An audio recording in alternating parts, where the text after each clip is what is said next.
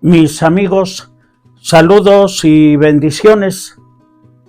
Desde mi época de estudiante me ha intrigado aquella pregunta que el filósofo alemán Martin Heidegger lanzó como un reto, como un desafío a la razón o a la inteligencia humana. ¿Por qué existe el ser y no mejor la nada? He de hacer notar que el significado de la palabra ser puede tener muchos significados o sentidos, puesto que significa cosa diferente, tanto en cuanto a diferentes sean las filosofías o las ciencias o las mismas conversaciones que se pudieran estar dando. Pero no solo en las diferentes filosofías existen diferencias tan abismales que van desde los conceptos abstractos a gusto de Platón hasta en lo concreto de los científicos meramente mecanicistas. Desde luego, quiero incluir también lo que se estudia en psicología, los entes de razón. Vale la pena decirlo con el fin de tomar en cuenta las alucinaciones, los sueños, lo que pudiesen ser llamados entes de razón. Y así, pues, como ya lo dijo René Descartes, cogito ergo sum, es decir, pienso, luego existo. Con esto que quede claro que algo, sea lo que sea, es algo. Y es ahí la oposición a la nada. Es pues evidente que hay algo, y ese algo es innegable. Digámoslo claro, la existencia es todo aquello que tiene algún tipo de realidad. En el peor de los extremos, póngale la etiqueta que usted quiera, pero hay existencia de algo. A ese algo, en este caso, le llamaremos universo. Y bueno, este es nuestro tema de hoy. A gusto de Martin Heidegger, yo lo postularía de la siguiente manera. ¿Por qué existe el universo y no mejor la nada? Este es el quick de la cuestión. Cuando tratamos asuntos como este, es inevitable hacer uso de la ciencia, de la filosofía, y las implicaciones necesarias también nos llevan a una teología. Hablemos pues del Big Bang, teniendo claro que entendemos por Big Bang o gran explosión el comienzo del universo, es decir, al punto inicial en que se formó la materia, el espacio y el tiempo. El Big Bang es el término que proviene del astrofísico Fred Hoyle, que lo utilizó a modo de burla, pero también fue llamado originalmente como átomo primigenio, huevo cósmico, por el astrofísico y sacerdote Georges Lemaitre. Ha sido llamada la partícula elemental, la partícula de Dios, de muchas maneras. De acuerdo con el modelo cosmológico estándar, el Big Bang tuvo lugar hace unos 13.797 millones de años, entendiendo que el modelo estándar no trata de explicar la causa de este hecho en sí, sino la evolución del universo temprano, en un rango temporal que abarca desde un tiempo de Planck, entre 10 y 42 segundos después del Big Bang, y hasta 300.000 y 400.000 años más tarde, cuando se empezaron a formar átomos estables y el universo se hizo visible. Una especie de hágase la luz, y la luz se hizo a gusto de la narrativa bíblica. Parece algo sencillo, pues, pero una amplia gama de evidencias implica y favorece fuertemente el concepto del Big Bang y que ahora es esencial y universalmente aceptado.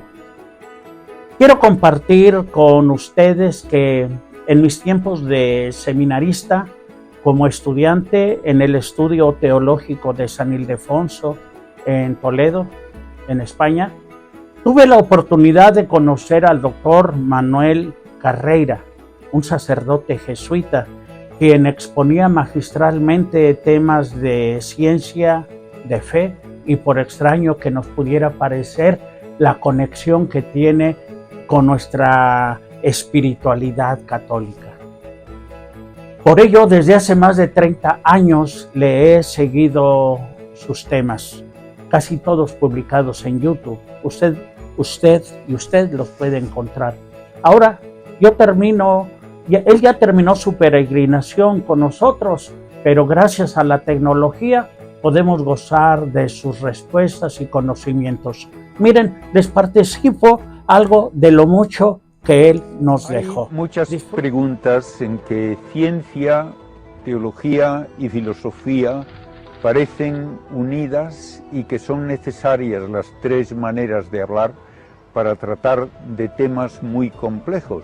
Y probablemente el tema que más recientemente se ha discutido desde esos tres puntos de vista es el origen del universo.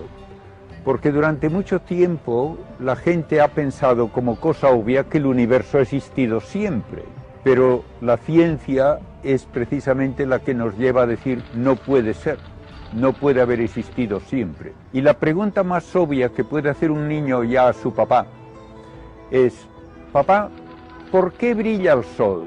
Y los antiguos contestaban: porque está hecho de una cosa brillante. Eso no es decir nada, es decir, brilla porque brilla. Entonces, ¿qué dice un científico? Que el sol brilla porque produce energía. ¿Y de dónde le viene esa energía? ¿Cómo la produce? Y tiene que ser de algún combustible. Pero el sol tiene una cantidad limitada de combustible. Por lo tanto, tiene que terminar gastándolo y apagándose. Y esto que digo del sol, hay que decirlo de todas las estrellas. Por lo tanto, el que hoy vemos estrellas brillando quiere decir que no son eternas. Y como todo el universo ha tenido que gastar combustible, si el universo hubiese existido siempre ya no brillarían estrellas. De modo que la ciencia se ve obligada por su propio raciocinio a decir el universo no puede ser eterno. Y si no es eterno, entonces ¿qué edad tiene? ¿Y cómo comenzó? ¿Y cómo llegó a ser lo que es hoy?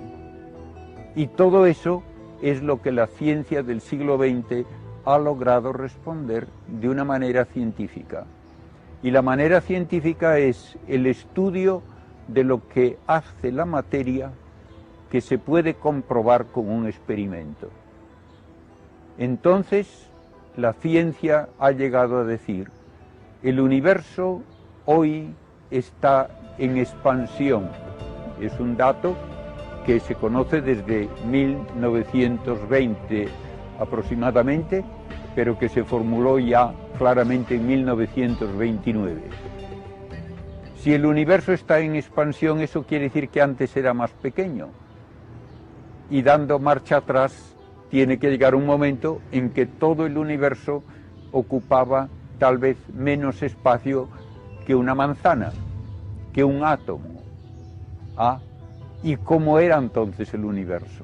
Los cálculos de la física me dicen que tenía que ser enormemente caliente y enormemente denso, y que hubo una especie de gran explosión y que todavía el universo se expande como resultado de aquella explosión. Y uno puede preguntar, y lo pregunta mucha gente instintivamente: ¿y antes qué hubo? Y la respuesta científica es: no hubo antes, porque si no hay materia tampoco hay tiempo. ¿Y dónde ocurrió la explosión? En ninguna parte y en todas partes. porque no había antes un espacio. Como no había tiempo, tampoco había espacio. Entonces el único espacio que había era ese bloque de materia ultra caliente y ultra condensada.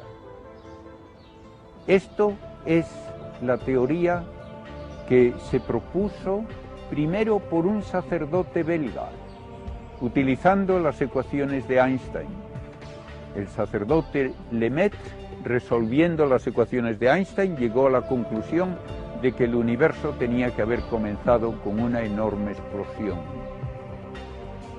Y en 1948 ya se pudo calcular cómo comprobar si esa explosión había ocurrido según la teoría. Y uno puede decir, ¿cómo sé yo que hubo una hoguera si voy por el campo? Lo sabré muy bien si encuentro a lo mejor unas cenizas todavía calientes. Entonces se hace la misma pregunta, ¿podemos encontrar las cenizas de esa gran hoguera primitiva? ¿Podemos encontrar algo del calor de esa hoguera primitiva? Y en 1948 se calculó cómo debería encontrarse hoy esa prueba de la radiación de aquella hoguera y qué cenizas deberían existir como resultado de esa enorme explosión inicial. Y se han encontrado las cenizas, helio, deuterio, hidrógeno, exactamente como se había calculado, y se ha encontrado la radiación que llena todavía el universo, exactamente como se había calculado. De modo que ya no es una cuestión de una opinión, una teoría, que la gente piensa, bueno, una teoría, otra vendrá después y será distinta. No, no, ya no hay vuelta de hoja. El universo comenzó con una gran explosión, altísima temperatura y densidad, y hoy podemos decir que esto ocurrió hace 13.700 millones de años, con un margen de error de menos del 10%. De modo que tenemos pruebas científicas de un origen del universo, y hablar de un antes no es científico, y hablar de otros universos no es científico, porque no se puede nunca comprobar. Y una vez que tenemos esta parte científica, ¿qué nos dice la filosofía? Que todo aquello que comienza a existir tiene que recibir la existencia de otro, porque lo que no existe no puede darse la existencia a sí mismo. Entonces, la filosofía nos habla de que es necesario un creador no material, y por tanto que no está tampoco sujeto a las leyes de la física ni del tiempo, que puede con potencia infinita hacer que donde no hay nada haya algo. Y esto es exactamente lo que luego nos refrenda la teología. El universo existe porque un creador omnipotente, sapientísimo y generosísimo, porque un creador infinitamente sabio y poderoso no necesita de nada, ni puede nadie añadirle nada, crea el universo por una razón que tiene que ser finalmente generosidad y amor. Y por eso la teología nos dice que el universo está creado para que exista el hombre.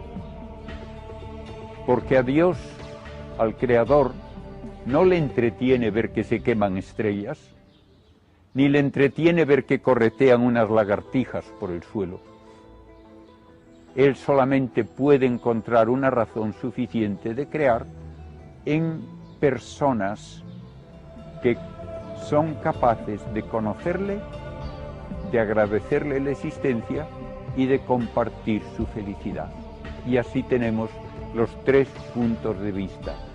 El científico me da los datos, el filosófico los elabora para llevar a este creador omnipotente y eterno.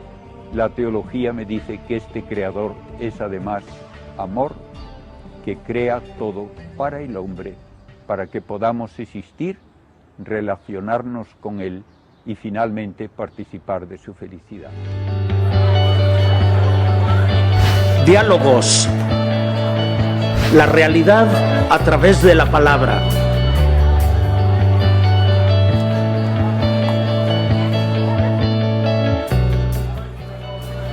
El problema es que la realidad no es como es, sino como se vive.